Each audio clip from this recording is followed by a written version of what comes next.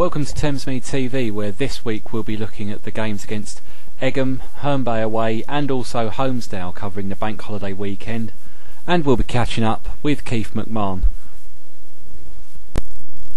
But first of all, the FA Cup game against Egham produced a hero in the shape of captain James Brown, who managed to score a hat-trick, just one less than the 4 goals he scored all last season. His first goal was scored after a pinpoint cross from Scott Mulholland drifted in at the far post. The second goal was teed up by Ricky Cable for Brown to hit home a 20-yard thunderbolt to make it 2-0.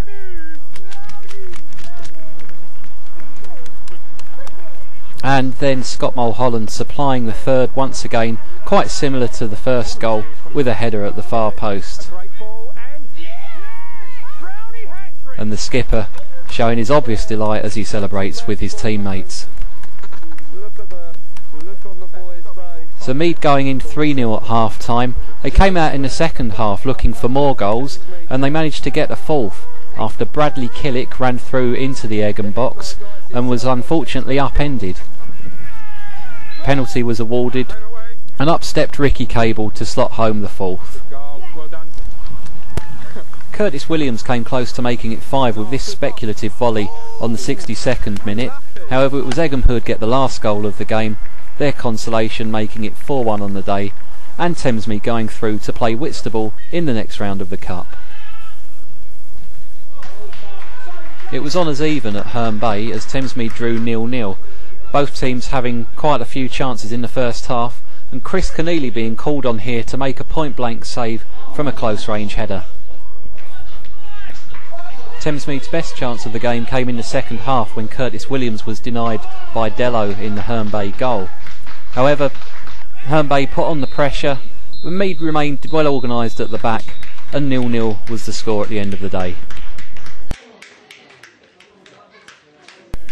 So on to Bank Holiday Monday, where Thamesmead made their first ever visit to newly promoted Holmesdale. Holmesdale team looked very strong from the start and put the Mead under pressure for the first 20 minutes of the game. They were unlucky not to score after 18 minutes when a long-range effort hit the bar, but it was 4 minutes later where Holmesdale did make an opening, Hat heading home from this cross at the far post to make it 1-0 to Holmesdale. From here, Thamesmead battled back, and the goal sparked them into life, with Richard Dimmock in particular causing trouble for the Holmesdale defence.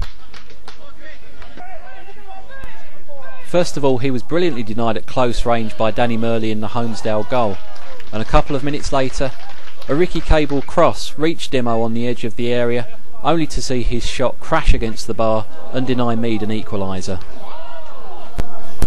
With injury time being played out, it looked as if Holmesdale would go in at half time with the lead, but up stepped Pedro Knight to head home a Scott Mulholland corner to get the Mead equaliser just on the stroke of half time. Thamesmead took control of the second half, however Keneally was called upon to make a couple of saves, including this one at close range with a 1-on-1. However, Mead got the winner in the 72nd minute as Dimmo unbelievably outpaced the defender and then went round the goalkeeper to slot home the winner, much to the delight of the Thamesmead fans. So with this away day and 4 points out of 6 at the bank holiday weekend, we caught up with Keith McMahon to get his thoughts. So, bank holiday weekend, 2 matches, and we got 4 points out of it. Yep. How do you feel? Now, I said to the lads before the Herne Bay game that 4 points was what I was looking for. 2 clean sheets, didn't quite get there. So no, two difficult places to go to. Herne Bay was always bad, hard place to go. We haven't won there in the league for a while. I know we won in the cup. The pitch is a complete disgrace this time of year, dangerous, but I think they've done that on purpose. Obviously, even today the grass was a little bit long, but no, 2 hard-fought results. Saturday, I thought we was defended very well. We were the better first half. They were the better second half. You know, they're not a bad side, Herne Bay. Not many sides are going to go down there and get a result.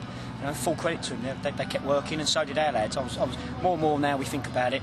More and more happy I was with Saturday's result. You know, to go down there in a sweltering heat, and we didn't stop. And we defended excellently.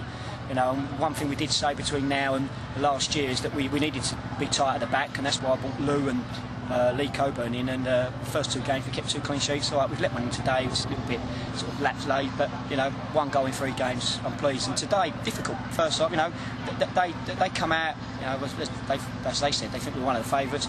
Their work rate was good. We could have scored in the first 5 minutes. Chances at both ends. Their goalkeeper's had an absolute superb game first half. Made 3 saves from Richard Dimmock in the first 20 minutes. He could have had actually good saves too. And then we changed a little bit first half. A little disappointed with a couple of the boys. Changed it second half. And yeah, I thought we dominated the second half, and you know, they've had 1-1-1, but we've had about 5 or 6 good chances. And pleased for Richard, because I thought Richard was excellent again today. And you know, you don't really see Dimmo chasing down centre forwards and going through and beating the centre half on pace and scoring, but he didn't give up and he deserved his goal. So overall, 2 games, 4 points, unbeaten still. Now I'm pleased. Yeah, definitely. Richard worked very hard today, and I think Holmesdale definitely seemed as if they're an organised team. Looking at the challenge that they gave us today, do you think that they could well hold their own in the Kent League? Yeah, definitely. You've seen that with the 5 results they've had. They've drawn 2, 1-1. Look, now they've lost 2. But yeah, good side. They've got a couple of good wingers. Yeah, they're a good side. We didn't come in expecting them not to be a good side. I think they were shocked with the formation we played, but we play that all the time. We treated them with respect. I don't know if they did us as much. I think some of the, you know, maybe got a little bit carried away, but no, yeah, they were a good side. They caused some problems. The right winger was a very good player, but we sorted that out second half and stopped him getting the ball. And no, they do well. And like I said, the results, they're not a bad side, and they can play. And again, when you go away to teams and you just look at our own record, it's hard to beat sides. And like I said, 4 points, 1 goal conceded. I'm pleased. So yeah, yeah. And looking forward now to Saturday, the FA Cup against Whitstable. We had a very good result against Egham, beating them 4-1. And I think it'd probably be a bit of a tougher challenge on Saturday, but do you feel that we have a good chance? Definitely, we're at home. You know, we're favourites, we're at home. I know Siegs, he's a good mate of mine, and we both know each other really well. And you know, again, full squad, we're going to have, hopefully, if no injuries in the week. We're playing at home, our record's good there, they know that, and we're capable of getting the result on Saturday. It'll be a good game, if people, you know, it'll be a good game for the neutral to come and watch. 2 teams try and play football. Obviously, we're trying to get to the level that Whitstable are. You know, we know about them, they'll be respected well, but we've got nothing to lose. It's an FA Cup game, there's no points, just some money at stake, so we'll be going full guns blazing, and the boys are looking forward to it, as well as we're looking forward to the next league game now. So confidence is brilliant in the camp. We've got a really good bunch now, they're all buzzing in the changing room and getting well, so next Saturday should be a really good game, looking forward to it. That's great. And finally, the youth players that have been coming through lately have been very strong, and I've noticed that on Saturday we had another young new player come along, Ebenezer McCade. What's the story on Ebenezer? Well, Ebenezer, we see him last year, was at Slade Green. I think he's a young lad that's seen him. He rang us, and the lad is the quickest player I've seen, to be fair. And we've got a couple of quick ones in Sammy Thomas and Curtis. A little bit raw, needs to work on a little bit, but he's a bit like a Sean Knight Phillips. Looks like him as well. Good player, and you know, will fit in the side when need be. And he's an handful as well. He's like I said. So yeah, he's another bit of strength to us in the squad. And yeah, things are looking good there. So no, he's a good player. Well, that's it for Thamesmead TV. Until next time, watch out for Lee Loveridge's headers.